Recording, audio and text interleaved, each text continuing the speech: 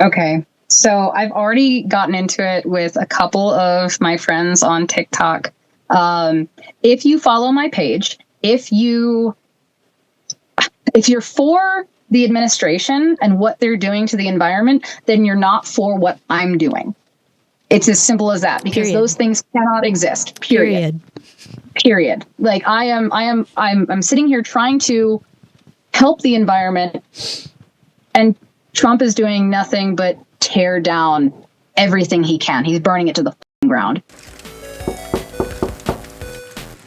You can't park here. I just had a mental breakdown. Like, I got all the same stuff that Kyla got for podcasting, the headphones, this adapter, and then the microphone. And upon opening the mic, the stand was broken. Oh, no. And then, like, nothing would work with my phone or my laptop or my iPad. So it boxed it all back up. It's going back. But I've already made like 4 returns this week. I had a fire extinguisher explode upon, like, before I even got it opened. It was exploded in the box with a whole bunch of other stuff that, like, thank God didn't get ruined. But, like, I had to already go through this rigmarole. So now I have to go back to the UPS store and, like, everything's it's just fine. One thing after another. Yeah. Fine. So we're doing it, like, ghetto as we can. I don't care if cars drive by. Like, if people have a problem with the natural sound of being in a van, then this is not the podcast for you until you pay us to get better equipment. It's what makes it so realistic. It's like we actually live in vehicles. Right. We're all parked on the side of the road right now. Yes. In various parts of, first of all, can I just say, I think it's super cool that we do the podcast this way, because me and Bunny are on opposite sides of the country. I'm in North Carolina. She's on the West Coast. You're on the West Coast too, right? I'm in Colorado right now. Oh, okay. Okay. So we're doing it from all different corners of the country. So that's pretty cool. Right? Yeah. It's all because Vanessa, Kyla, because she is the geek, and we wouldn't have any of this if it wasn't for her. She, like, went to town so deep, all the research. So I feel bad. I'm, like, trying to, like, troubleshoot things for her, and I'm like, I'm literally on the other side of the country. I just want to take your laptop and make it work. All right. I have prepared a little intro here. I'm very excited. Okay. I wrote this out. Today, we have the pleasure of chatting with the first person to solo hike the Colorado River Basin from source to sea, an RV nomad, dog mother to Bryce and Paco, now only 71 days from attempting to become the first woman ever to solo traverse the Green River from source to sea. Boys and girls, chickens and squirrels, we introduce to you Vanessa Keating. Hey, how is your RV holding up? We know that the last time we saw a post from you, it was not doing so great, but you were able to. Did you get Thai food? I haven't gotten Thai food. I actually went the wrong way. So Thai food was north, and I was like, I need to get out of Wyoming, and I went south.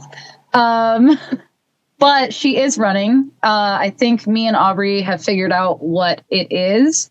But the symptoms would have lined up, and I had a check engine light. I don't remember what the thing is, so I'm like kind of anonymousing this. But I had a check engine light, and she ran the code, and she was like, oh, it's this. And then the check engine light went away for the longest time. And yesterday she was texting me. She's like, hey, so if it's still this problem, then these are the exact symptoms. So this is like a $20 part. And all I have to do is, like, it's a hard start, but once it gets started, I'm good for the rest of the day. So. Okay. She's moving. She's moving well.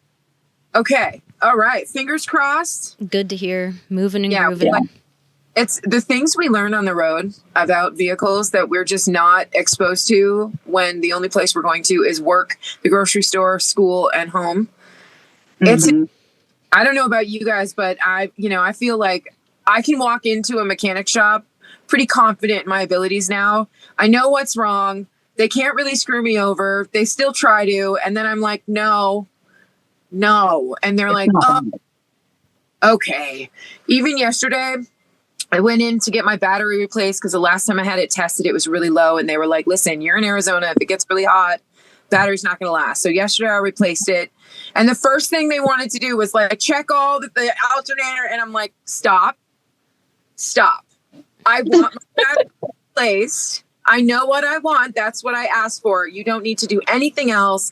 I've already had it tested. I just want it replaced so that when it gets hot, I'm not in a bad spot. And they're like, okay. And I'm like, just, yeah, don't. But it's humbling for them, but it it can be empowering for us, but it's also really frustrating when they don't take us seriously. So I have a throwing up dog. Hold on. Oh no. oh no. Luckily, he was near a door. Oh. He's like, Mom, let me out. I gotta go out there. At least he warned you. He's like, let me out. You me. Walk us through your previous solo hike. Describe it for everyone that maybe isn't familiar and why you did it. Okay, so I spent 7 years planning this big solo trek. Nobody's done it on their own. I fell in love with the Colorado River when I first came out west. I lived on the East Coast my entire life. And every time I saw the Colorado, it was bigger and more beautiful. You know, you go through like Glenwood Springs on the 70, and it's like an amazing canyon. You see Canyonlands, and it's just incredible. And then you see the Grand Canyon, and it's this giant, I mean, everything is the Grand Canyon, and you can't even see the river that made it. And then you get to Yuma, and you can walk across the river without getting your knees wet. And it's like, okay, what happens between here and then to make this huge, I mean, it is the artery of the West. It is our biggest river out here. What happens between the Grand Canyon and Yuma to make it this piddly little trickle, you know? And I started diving into it. And I was like, at first I was like, oh, I'm going to conquer this river. You know, people climb mountains and they're like, oh, I stood on top of it. And as I realized that there was an issue with this river, it became less about conquering it and more about bringing awareness to this problem. I mean, you get down to Mexico and the river dries up 60 miles shy of the Sea of Cortez. That's like if you were to go to Louisiana and the entirety of like New Orleans up to Baton Rouge was a dry desert. You know, it's horrific, you know. And it's been like that, I want to say, since 1963. I know it was the 60s was the last time that it naturally touched the Sea of Cortez. And it's just overuse. And this is a river that affects the entire country. I mean, if you eat a salad in Maine in December, you're drinking that water vicariously, because all of that fruits and veggies that the entire country eats in the winter comes from the Imperial Valley. So yeah, it took me 7 years to plan. It took me 128 days to walk. And it was me and Bryce the whole time. And then we found this thing 3 days before it ended. So this is the prize at the bottom of the cereal box. Oh, my God. I love that. I first remember seeing you on TikTok, and I remember you planning some of it, and I remember you with your cart hiking it. But what I was really surprised with was afterwards, it seemed like your mental health declined. You were pretty open about your mental health after this massive trip. You planned it for 7 years. So take us through why it was so mentally and emotionally difficult for you afterwards, because most people would think you'd be like so happy and look at what I did, but take us through why it was so difficult for you. So I've always struggled with depression. It's just been a constant in my life. And I kind of avoided it for that 7 years leading up, you know, because I had something to look forward to. When I would hit a depressive episode, I would hit the books. And it was this thing that I had to live for. And when I got done with it, you know, I'd been told about post-hike depression for months and months and months. And I was mentally preparing for it, and I didn't know what to expect when it came to post-hike depression. But it is literally just a cliff. And when you spend, you know, near a decade planning for this thing that you're going to do, it is the thing, it's your life's goal, and you get to it, all of a sudden there's just nothing at the end of it. I hadn't planned for anything. It was, I'll plan my life after the walk happens. So I didn't have any goals in mind. I didn't have any plans. And all of a sudden I found myself in this really big city. I was in central Detroit, like the most congested area of Detroit you can get. And it was like being in a cage all of a sudden. You know, I went from zero stimulation for about 4 months, where I would wake up, pack up, eat, walk, pack down, go to sleep. And that was my entire life for 128 days. And then you get back to society and it's loud and there's noise everywhere and it's so overwhelming and your brain is on red alert because whereas before you were able to really dissect, okay, there's a noise over there. I can pay attention to it. It's not dangerous. Keep going. And you're constantly trying to analyze everything that's happening. And I was having panic attacks in grocery stores. Never had that before. Wow. So yeah, it took a toll and I've never had an episode like that. What got you back to where you are now? Like, you seem like you're in a really good place mentally. You seem really healthy and happy. What was it? Was it traveling again? Because I know after the hike, you stopped traveling for a little bit, right? Yeah. I stopped traveling. And then that's where the low was. And as soon as I hit the road again, it's like that flip was switched and I was back to almost normal. And then, me and Teresa were up in Alaska and I still felt that emptiness. I didn't know what to do. And so she sat with me and she's like, well, why don't you walk the river again? And I'm like, can't just do it twice. Like, I can't have a redo. So, we were kind of hypothesizing about it. I'm like, well, there's always been a kind of an argument on where the exact start should be, because the Green River, if you were to take that to the sea, is damn near, half as long or twice as long as the Colorado. Okay, I'm really bad at math, but the Colorado is 1,650 miles. The Green River is 2,180. So it's about 700 miles more. So I'm like, screw it. I'll just do the longest tributary. Okay. Do you realize to most people, this sounds insane? Like, when I look up hikes, I'm like, oh, it's like 4 miles. And me and Andrew, my husband, are like, yeah, I guess we could do that today. Do we feel like, like our hike is like, oh, we did like 2 miles and then there was a waterfall. Job well done, sweetheart. I watch your content and I'm like, I would throw up, twist my ankle. I would be army crawling. I would have to call the forest rangers and be like, please come and get me help. Someone help. Send help. So I commend you. And I think it's really fascinating. I can't really wrap my mind around it. And now you're doing... This woman is paddle boarding down the Green River. Walk us through that, because I just saw your content about the whitewater raft, like the rapids, and she's going to go down the rapids on a paddle board, essentially. Yep. Yes or no? Clarify, please. Yeah, this is 100%. So luckily with the rapids area, so I'm bringing both dogs. That's important. But luckily, wherever there are rapids, I will not have the dogs. Most of the Green River is pretty flat water. So we've got 2 paddle boards. What was that, Bunny? I'm sorry. You do have some support on this hike, and I don't think a lot of people realize how much support you really need and how much financial backing you need for this. Like, I understand that you are saving up a lot of money, and you're still hoping for some sort of donations. Hopefully this podcast will help you get some too. Yeah. It's going to cost me about $15,000 of my own money. Wow. Yep. And that's in bills, because I've got my Garmin bill and my phone bill that I still need to have. And then food on top of it, resupply on top of it, extra gear because things are expendable, like shoes, possibly new paddle boards if I end up breaking one. But I have my partner will be driving kind of beside where I'm at, like not exactly, but he'll be in the area. So if I do get to the end of a canyon and I'm like, hey, I'm running out of food, he can run over, hand me a food cache real quick, and then zoom off. Okay. So I'm just glad to hear that there is some sort of not right there support. Like, you're still doing this on your own, but like you have a backup and an emergency contact that won't be far away. I think that's super important. I think that's very smart. Yeah. I've got him, and then I've got my friend Wes, who helped with the first Colorado River trip.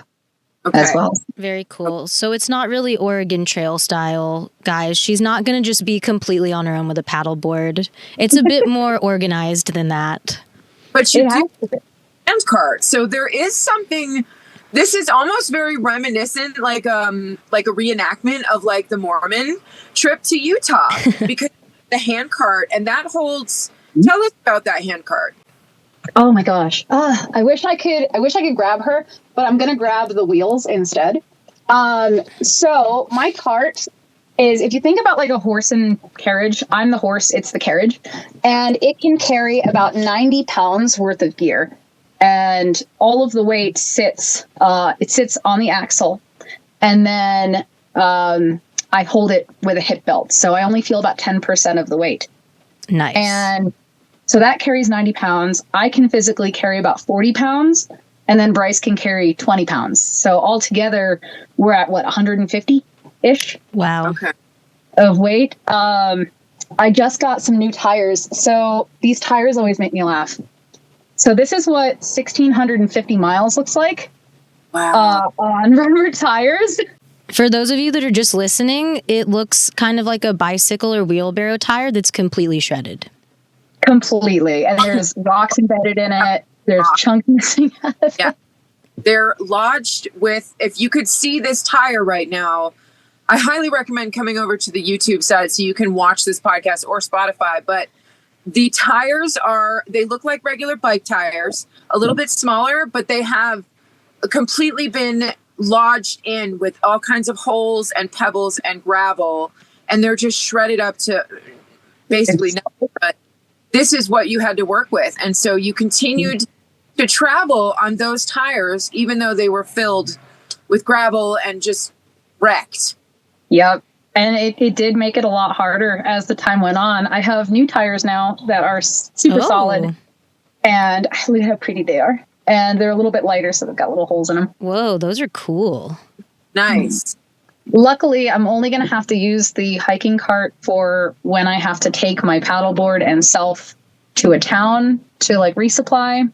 I think my longest walk to town is going to be like 20 miles. Okay. So it shouldn't be too bad. It's a breeze. Only 20 miles. Only 20 miles. You know, the funniest thing is I had, when I got off the hike, I had made a joke with my ex. I was like, you know, I'm going to walk home. And we were in Florida and lived in Detroit. And he's like, if anybody else in the world had said that, I would have taken it as a joke. With you, it's a threat. Oh my gosh. You know what? Actually, this is a very inspirational podcast to have today, because during the winter I was not very active and I kind of had the seasonal depression. So tonight is going to be my first night back in the gym, really hitting it again. So even if I'm like tired, if I cannot do at least 15 to 30 minutes on the treadmill and do a little bit of core, knowing that you're just like, 20 miles to town. That's not even the hike. That's just to town. I'll just think about you and then I can keep going. That's just a day's walk. It's a great bring up what you do for work, because your work is actually like a 3-hour workout every day. And I don't, if you want to tell us about that, because I think that's a super empowering way of work. I've done in my past. A lot of us do. And excuse me, you've taught what you do too to other women, which is super awesome. So tell us a little bit about that. So I have been an exotic dancer on and off for about 15 years. I became addicted to pole tricks probably about 6 months in, and I never stopped. To the point now where, so I travel the country and I've worked at upwards of like 60 clubs. And I've gotten to the point where 9 out of 10 times I go to a club, I am the best one there with no competition at my level, which feels really good. But I've calculated it out. I do an accumulative 3 to 4 hours of high intensity workout per night, and I work right now about 6 days a week. Wow. I used to dance as well, and I think the best shape of my life is when I was dancing, because it depends on the club you're at. Some clubs, there's not a lot of like pole tricks, or it's like a lot of floor work, but the club I was at, it was a lot of pole. And I feel like, yeah, you're just getting paid to work out basically, which is nice. But yeah, I also found that interesting about you. I was like, what, this girl also dances and she's hiking? So I don't know, a lot of people might be surprised by that, but a lot of female nomads, it's just like it's the perfect job, honestly, for a lot of us. 100%, because you can go anywhere. You walk in, say, hey, can I work here? They say yes. Sometimes they say no. I say about 3 out of 10 places will say no because they don't accept traveling dancers, which totally cool. Sucks for me. Totally cool, though.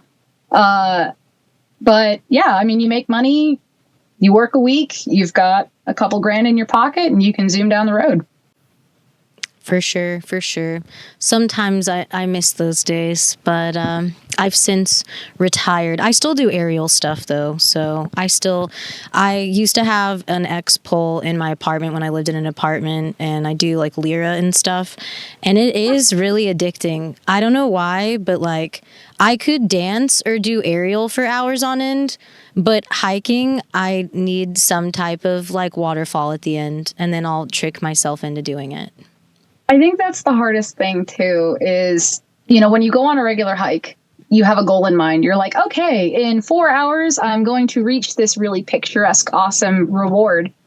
And endurance hiking, there's no reward until you get to the end, which is months away from your starting point. So it's like mentally, it's so mentally. Yeah. Yeah. Because you're just trudging and you're like, okay, keep going. Just keep going. What do you think?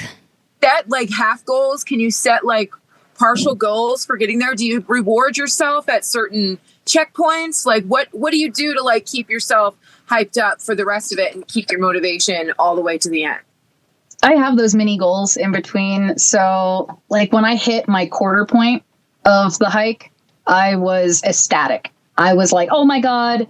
It was about where Colorado and Utah meet, and I was like throwing up. I was so excited. There was actually a sandstone wall, and it said Utah, and then there was a line and it said Colorado. And as I was passing it, I was in tears. Like I hit my first 1,000 and I was like, oh my God, I made it this far. And then you set these mini goals as far as endurance goes as well, where it's like personal daily goals. You're like, okay, today I'm going to reach 20 miles, and you push yourself to those 20 miles. And you're like, oh my gosh, I did it. Take a break. You have to take a rest day. But then the next time you walk, you're like, okay, 21 miles. And by the end of it, I was averaging 26. How are you going to like make a routine out of it? Because even as nomads, we struggle with routine. So I guess it's safe to assume that like during this float / hike, you're going to have some routines that are going to be down pat that you've probably got no choice but to take part in, right? And then there's going to be other things that are probably going to be a little overwhelming, but like you want to keep doing. So what is that? What does a daily routine look like for you while you're on this next walk? So my morning routine is very loose. I do have to keep routines. You're right on that. Like when I wake up, I have to wash my face somehow or wipe my face off somehow. I have to brush my teeth. If I don't keep on that, I will honestly get lazy about it. And I'll be like, I'm just going to go, I'll brush my teeth in an hour. I'll never do it. When I have to take a halfway point break and I have to force myself to take off my shoes, lay on the ground, just kind of breathe for a bit. And then my nightly routine is a little bit more strict as far as like food, and food is more ritualistic when you're on a long distance trek because it starts to taste like liquid gold after a while because your deficit is so high. So yeah, it's that morning, noon, and night kind of thing. And then the rest of the day is just kind of a loose conglomeration of whatever happens. Are you flexible with it? Like, can you change it up depending on what's going on during the walk and the float? I have to. It's like there are some times where setting up my tent isn't an option, or I'm just too exhausted to set up my tent. So I lay everything out and I just sleep on top of it. Yep. There are times where I'll bed down a couple of hours before sundown. There are times I bed down a couple of hours after sundown. So it just depends on where I can stop. Have that mental breakdown at the end of this. Like what are you doing to prepare for that now? And if you aren't, like, what can anyone else do to help you prepare for that? Like, is there a place that we can send our listeners to help donate, to help support you? And how are you like preparing for the aftermath of it? Therapy. Lots of therapy. Yes. I have been with the same therapist since the March following. So I finished in December and then I started therapy that March, and I've been seeing the same therapist since, which has been good because there's a lot of changes emotionally that happen before the big trek as well in preparation. And then after, we're really looking at that drop. As far as help and donations, I do have on my TikTok, I do have the money apps. I've got all three. I've got PayPal, Zelle, Cash App. And your TikTok Venmo. Diaries or Vanessa Keating, which one is it? It's Nomad Diaries, but if you look up either Nomad Diaries or Vanessa Keating on Google, everything's going to pop up. Okay. So. We'll have everything linked in the description. Make a donation. We highly appreciate it. And it doesn't even just have to be monetary. Food donations help. If you have anything like gear-wise that I can use, I do have mailing addresses that I can pick things up at. So very cool. Yeah. Do you have a wish list on Amazon or anything? I do not. I actually don't have a wish list. I should probably make one of those at some point. If you get a wish list and you get us the link, we'll help you put it out. Thank you. For sure. I just wanted to touch on, this is so intense mentally, emotionally, physically. And a lot of people would ask themselves, why would you go through something so rigorous, not just once, but a second time, knowing what's ahead of you? And a lot of that is to bring awareness to the environmental impacts in those areas, like you mentioned earlier. So I really wanted to get into that. So what are the environmental issues that are closest to your heart? And how does this trip shine a light on that? The main issue with the Colorado River is the fact that it's completely overallocated. 80% of the river goes to agriculture, and a desert cannot handle that much farmland. It doesn't matter where you are. It's a desert. There's no rainfall. And we rely, in the Colorado Basin, so heavily on snowpack in the Rockies for that water, rundown. And I don't care if you believe it or not, if humans are involved or not, the climate's changing. Yeah. We are seeing historic lows for snowpack. We are seeing historic highs for heat. And the water's just not coming down the river like it used to. I mean, from the start, we were tapping into, so, sorry, let me back up. When the river was allocated, they way overestimated how much water was actually in this basin. So that's like saying, we've got $2,000 a month in income when you actually only have $1,500 and you're spending $1,700 per month. You're going to deplete that savings account so fucking quick. Yep. And it's funny because John Wesley Powell even said that the desert cannot sustain that sort of agriculture, and he'd be rolling in his grave right now. So we really need to, in my opinion, change the laws. We need to put more parameters on what can be grown in the desert. One almond takes a gallon of water to grow. Most of our almonds are grown in the Imperial Valley. Why? Why don't we grow them somewhere else? I understand there's more of a growing season down here and there's less pests, but we don't have the resources, so they shouldn't be allowed. Same thing with cotton. Like it blows my mind. Yep. They need to have restrictions, and then they also need to have incentive programs as well for the farmers. So the farmers there's this law that's the use it or lose it law. I want to say it's every 10 years. They look at how much water a specific farmer has used. So if you're granted some number, 1 million acre feet of water per year, and you don't use every single drop of that, in 10 years, they're going to look at that and say, hey, you only used 800,000 acre feet. We're going to reduce you down to 800. Right. It's kind of like what they do with like carbon emissions, like with the UN and like all the different countries. I mean, which is still kind of like shady, but at least it's something like, hey, you're screwing up the environment less. Congratulations. Right. Right. But with these farmers, there should be a financial gain for that. Right. Yeah, for sure. An incentive. Absolutely. I completely agree with you. And I'm really interested to know your thoughts on this. I think you'll have some good input. How do you feel about the current administration's efforts to defund national parks and roll back environmental protections? And how have those decisions impacted your experiences on the trail? Okay. So I've already gotten into it with a couple of my friends on TikTok. If you follow my page, if you're for the administration and what they're doing to the environment, then you're not for what I'm doing. It's as simple as that, because those things cannot exist. Period.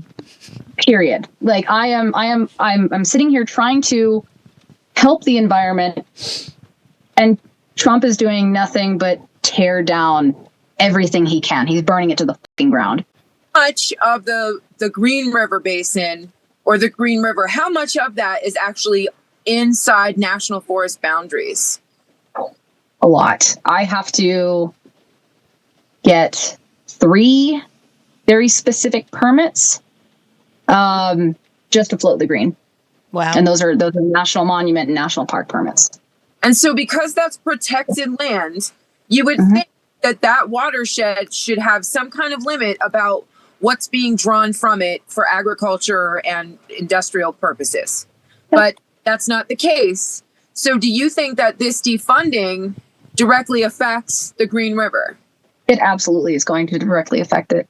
He's already dumped 40 million acre feet from Lake Powell to fill Lake Mead, which makes no sense because Glen Dam supplies, I want to say 5 million homes and businesses with power, and you're dumping water out of that reservoir to fill another. That makes no sense. That's like, hey, I've got money here and I've got no money here. I'm sure he's got a reason for it, but we're not going to know about it. No. The whole thing has just been making me go crazy. It's really sad. It breaks my heart because I wouldn't say I'm like an avid pro nature person. Like I've never even done legitimate backpacking, but I love casual hikes. I'm from Florida originally, and I sat and watched our waterways be destroyed by Nestle, and I watched our governor just profit off of destroying our ecosystems, and the fishing industry was heavily impacted. I lived in St. Pete where I saw red tide get worse and worse every year. Dead fish, dead dolphins, dead manatees. I lived on the water. They would just float up. The water was completely toxic. And that was okay to do. If you're making money, that was totally okay to do that. And it really blew my mind. And so then I moved to North Carolina and I fell in love with the mountains, and I lived through Hurricane Helene in my van, and I said, wow, that's crazy.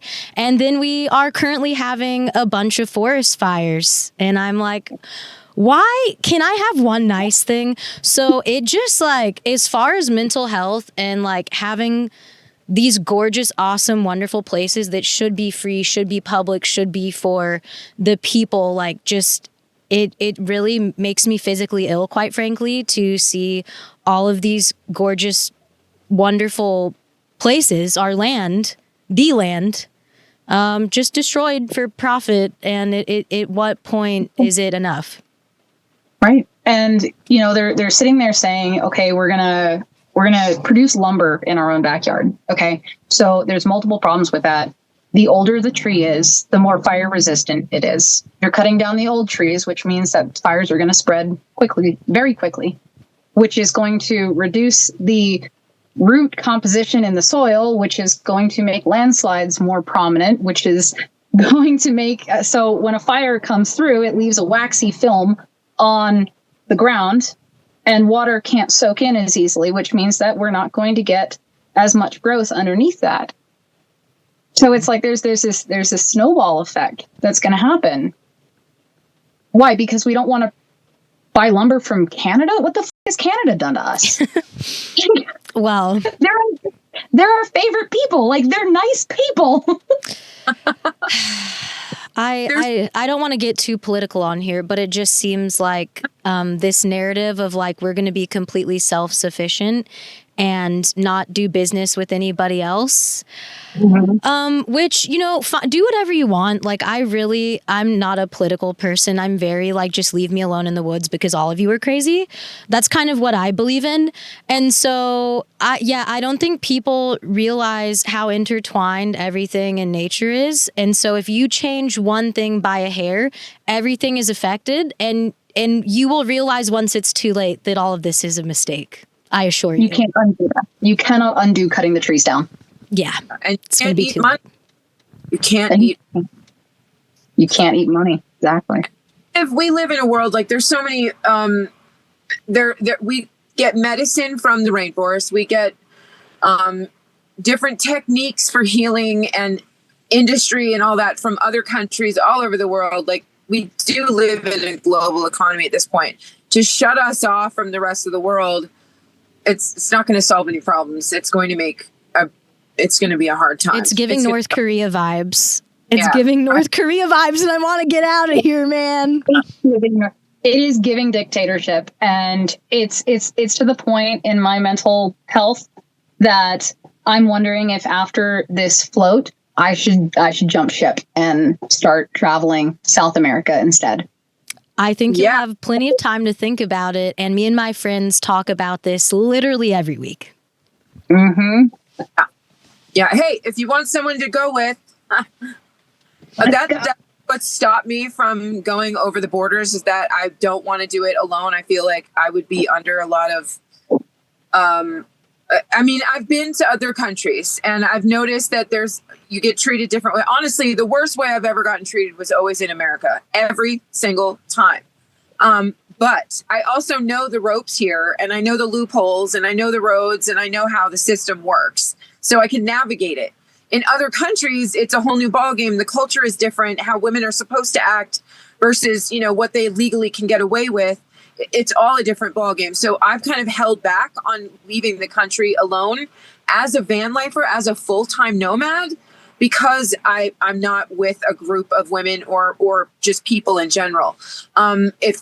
If people are interested in like coming together and caravanning loosely, let me know. I'm your girl. I'd be down for it. And I totally hear you when you say that it is completely different. It's a totally different learning experience. We are so used to being nomads here. We know how to do it. It was like going up to Canada. I didn't know where I was allowed to park. I didn't know where I was allowed to camp. I had heard so many conflicting messages of, if you park for more than 8 hours, you're going to get immediately towed. And when I got up there, it was such a big surprise because there's so much open land that nobody's going to see you for 3 days. Right. Right. Mexico is very similar too. At least in Baja, you can really camp. There's so many places to free camp, but it's also, you do have to worry about like the border patrol, the Mexican side too. And also like you want to have cash on you in case the policia come around because you never know. But like who goes there doesn't speak a lick of Spanish is going to have some challenges up front. And I think that goes anywhere you go. I went to Greece with my son about a decade or so ago. More than that. It was more than that. Maybe almost 2 decades ago. And we bought tickets for the bus, and we didn't know that we had to insert the ticket in this little machine on the bus. And so as we're getting off the bus, the Greek police are there, and they're about to put me and my son in jail. And we were just like, I don't know what's happening. And my poor son is freaking out. He was like 11 at the time. It was pretty insane. So lesson learned. And thank goodness I was able to get the bus driver to tell the police, yes, she bought the ticket. I don't think she knew to put it in. So, and there was the language barrier. There was the barrier. There was, why are you traveling with your child alone barrier. Oh, geez. There was a lot. Yeah. So I would rather, like, yes, I'll do my due diligence and do my research, but to travel as a nomad in another country, I really would feel better not being alone in that. And did you used to have a van? Because your content is, I've seen bits and pieces through various timelines of your life. So you lived in a van, now you're in an RV, and how did that change, and what's going on with all of that? So I've been on the road for going on 7 years now. November will make it 7 years. No, July will make it 7 years. So I started in a sedan. I lived in that for a year. I lived in my van for about 4 years, and I've been in this for 2.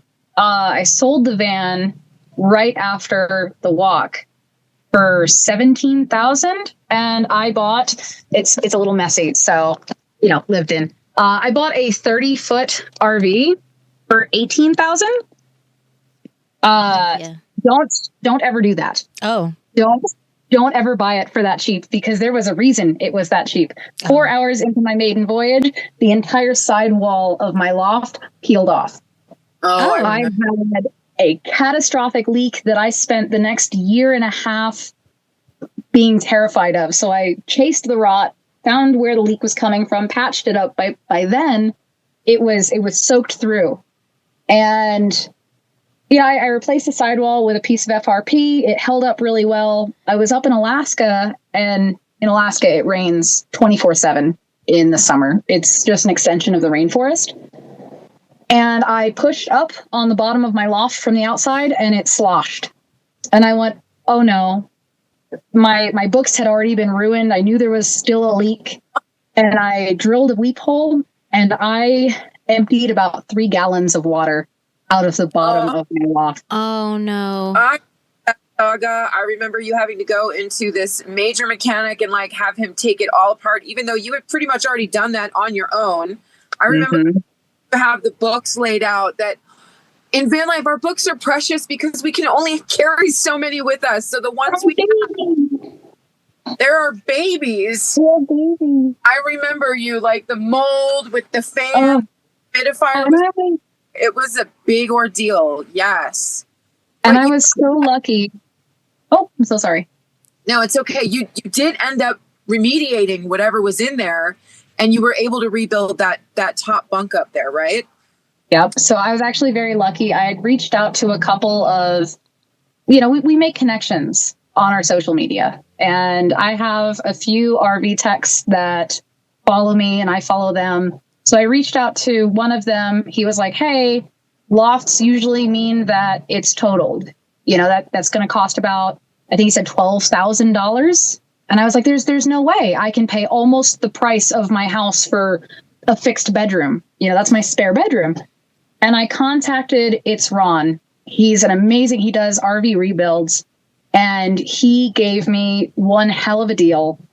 And I thought I was going to be in his shop for a week, 2 weeks. I was stocked up on food. I was stocked up on water. I was ready to bunker down and actually wait.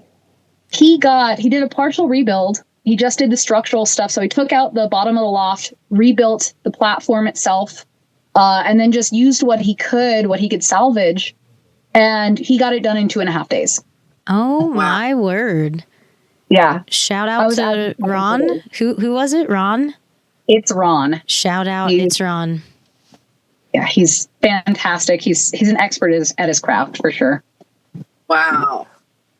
Very cool. And he was able to do it affordably too and get you back on the road, which is all that a nomad wants. Always get a second, third, fourth opinion. Aside from those types of leaky nightmare problems, what is a story from the road that made you feel the most powerful or proud of yourself, aside from all of your crazy hiking adventures?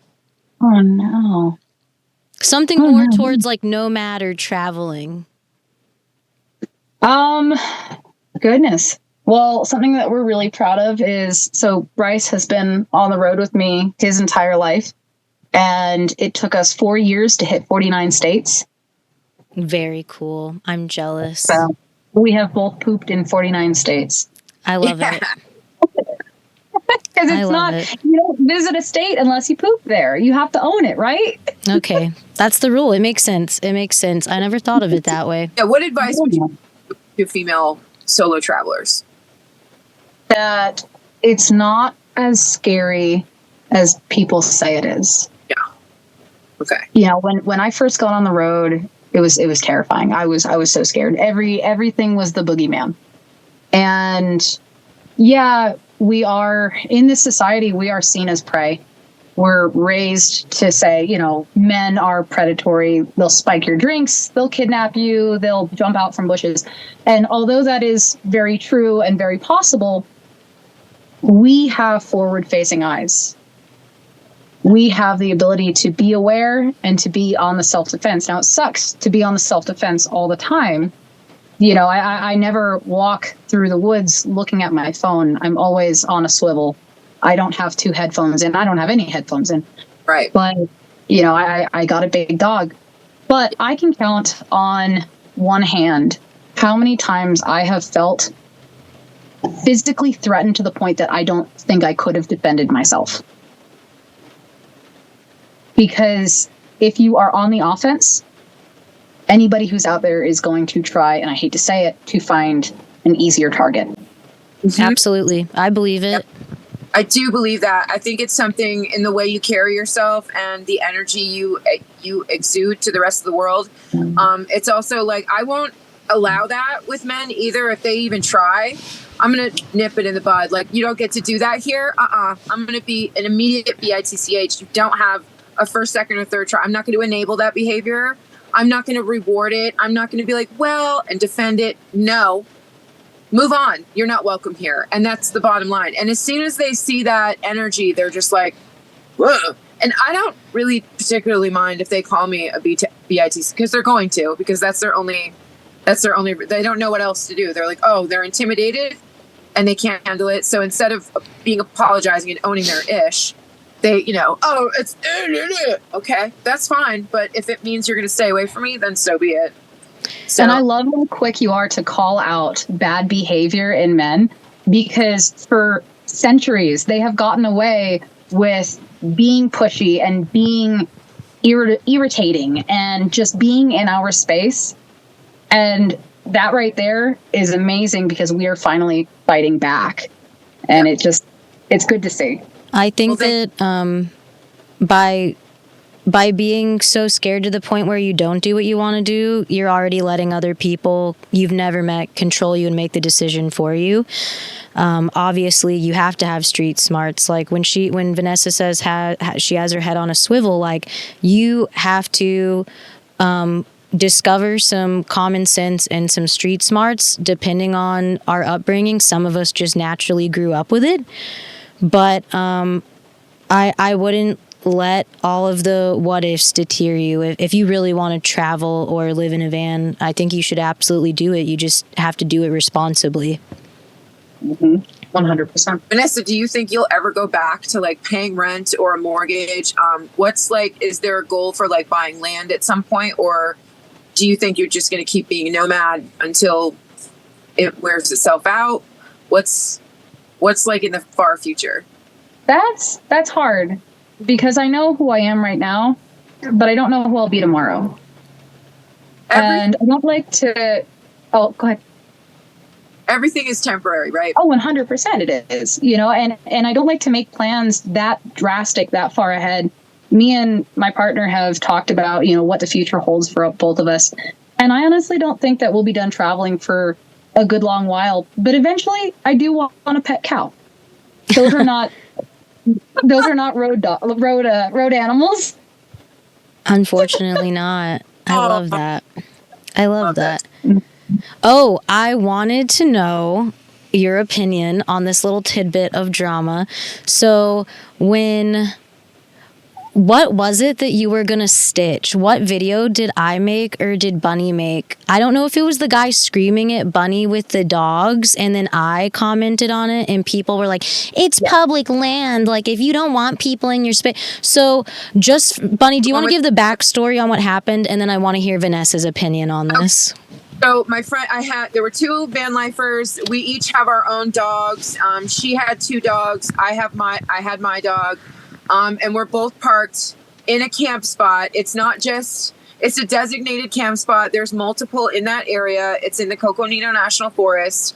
And there's dirt roads that go all over there, but there's also no trailhead within like at least 2 miles from this campsite. And the campsites are very, very separated. It is free land. It's Bureau of Land Management. It's first come, first served. Yes, I get that. It's public land. But people go out there to enjoy the piece of the public land. So you guys are just going to park right in our campsite with your 3 big dogs when I asked you not to? Is that what's happening? You Karen bitch. F me, I'm a Karen bitch. That's how you speak in front of your child? You're literally parked in our campsite. We can't have privacy? Big deal. You're parked on a forest road. I'm going to come out here later and tear shit up on my dirt bike, too. Okay. You really have nothing better to do? I mean, do you have a better place to park? You have to, like, come into someone's campsite when our dogs are freaking out? How about I call the Forest Service and say I've seen you out here? Go for it, because we have proof that we haven't been out here more than 14 days. And that's the law. Oh, well, we haven't been here for that long. Yeah, you have. I come out here every weekend. Come on. The first time I came out of my van when they had the dogs there, I said, do you mind parking somewhere? I was very civil to them. There was no reason for me to record it because it was just me talking to another person like, hey, do you mind just pulling down the road? Are you guys okay? Do you need anything? And immediately we got met with, this. And he started calling me a Karen. And the woman was swearing at me with a baby on her. And I was just like, I thought the guy had a baby on him. Here's the deal. You have 3 off-leash dogs in our campsite. This is not okay. So now I'm going to start recording. And I repeated. I said, so I've asked you to leave our campsite and you're not going to. Is that what you're doing? Because I wanted to catch him and like call him out on it. And he just started. Well, the rest is history. You can go see the post. But I think I'm going to put the clip in this episode because you guys have to hear and see it. And it was so heinous. Like, first of all, multiple off-leash dogs coming up to you as a camper or van lifer, not cool, especially when you have a dog that's leashed. And then the fact, okay, what's really crazy to me is to be in the middle of the desert, in the middle of nowhere, with your baby on your back, and you're starting altercations with people. That is crazy town. Everybody can carry here. So, like, you don't know who I am. You don't know if I'm crazy. You don't know if my dog's got rabies or if I've got rabies. Like, what are you? You're being aggressive with a child. Like, you're showing that child from such an early age that this is how we act with strangers. And that's absolutely disgusting. Yep. So when it comes to people parking too close, I've had it happen a bunch of times. We've all had it happen a bunch of times. We go out to the wilderness to be by ourselves or to be with our group. I personally have dogs that are off leash and they stay within about 50 yards of my house. I'm nowhere near anybody else. I understand if we are in an area where there's no extra room, where everybody's kind of piled on top of each other. That's totally it. But if your nearest neighbor is 2 miles away from you, there is no reason to park within eyesight of another person. And to me, it's exactly like going to an empty movie theater and sitting next to the only person in that movie theater. It is not illegal, but it's weird. Yeah. Yeah. Like, Yeah. it is Yep. socially disgusting. Yeah. Like, your lack of personal space should not trump my desire for personal space. Yeah, absolutely. I could not have to get up and move. You came in here second. Absolutely. Okay, for the guys listening, I don't want this to be... Sorry, Bunny. That's okay. Go ahead. For the guys listening, because I don't want this to be anti-men. But let me explain it to you for any of the men that are going to go camping or are going to go out to BLM land. When you take a in a urinal and there's already a guy at the urinals, do you pick the one right next to the other guy or do you pick the one away from the guy? And that is how you should choose your camp spots. Thank you. Have a great day. And do you want your dogs coming up into that urinal while you're taking a No. I've had dogs run into my van and then I look back and there's a man coming into my campsite while my dog is on leash. We could go into that all day. We could make an entire episode about that. Right. But we won't. Control yourself. Control your dogs. It's as simple as that. We all own the land. Your ownership is not better than my ownership. Absolutely. Right. Yeah. I just had to get your input on that. I hate it so much. I have had, I will blast polka music until freaking midnight. Every single time somebody parks too close to me. I'm like, what is the most like annoying thing I can do right now? That's great. I have to save that. I need to write that down. That is really good. Drives them away every time. Very good. If you're a fan of polka music, we're sorry. Sorry. It's really good. When they start getting too close, I'm like I was saying, I'm an immediate bitch. I don't waste any time. I don't have time to like argue. I don't want to hear your defense. Mm-hmm. GTFO, you have no right to be in my campsite. I don't care if it's first come, first serve in public land. There is no reason for you to be coming close to me unless I'm at the edge of my campsite waving over to you saying hi. Don't come. Don't. That right. There's an invitation. Wild, and you're going to come approach me? No. No. Well, please reference our previous episode, Vanlife etiquette. Thank you. Yeah. I will say I actually do have one better.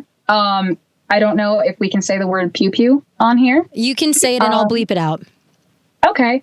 I like to unload a couple of boxes in the other direction. There you go. Target practice. It is time for me to practice. And that is a very quick go away. Yep. Yep. I'm sure that works. Yeah, guys, listen. My zapper too. I'll just and they're just like, oh, she crazy. And I'm like, yeah, no. Really loud. It's fun. Yeah. Yeah. Good times. But don't test me. I'll follow through with the crazy. Yeah. What would you say to women who are craving a solo adventure, whether it's a walk, a float, or someone who is aspiring to do van life, Vanessa, other than just do it? Like, what's the best preparation they can do if they really want to do it? Like, what fear can you ease for them? Bear spray. Yeah. 100% bear spray. Yeah, I have 4 forms of self-defense. I have a knife, a pew-pew, a dog, and I have bear spray. And the thing I rely on the most is my bear spray. All of those things are wide open, and it says, go away. But it's all about that mental game of realizing that we are an apex predator. Even though we're the female side of the apex predator, we are still really tough. Yes, we are. Yes, we are. Yep. Don't let them fill you with fear. Know who you are and walk in your power. Yep. 100%. Confidence. Yep. Well, Vanessa, what else are your social links? I've got them listed. We're going to put them in the caption on YouTube and the Spotify. We've got you on YouTube, Instagram, TikTok, and Facebook. I also have Lemon 8. I have Blue Sky. I've got Red Note. I've just never used it before. So you're everywhere. I am everywhere. If you look up Nomad Diaries, every time I'm on Snapchat as Nomad Diaries. If you type in Nomad Diaries almost anywhere, I'm going to pop up. Awesome. Okay. There you have it. Want to close it out?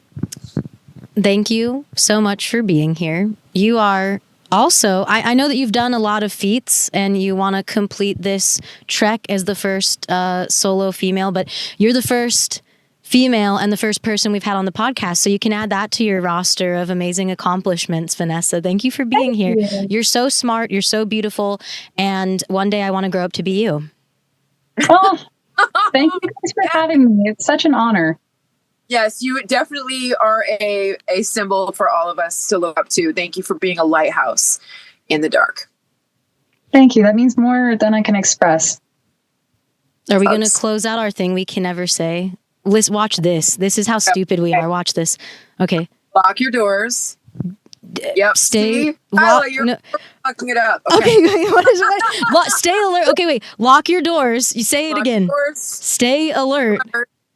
And listen. Always listen for the knock. Knock. We're never going to get it right. We never do it right. This is how stupid we We've are. done 1, 2, 3. We've practiced. It doesn't matter.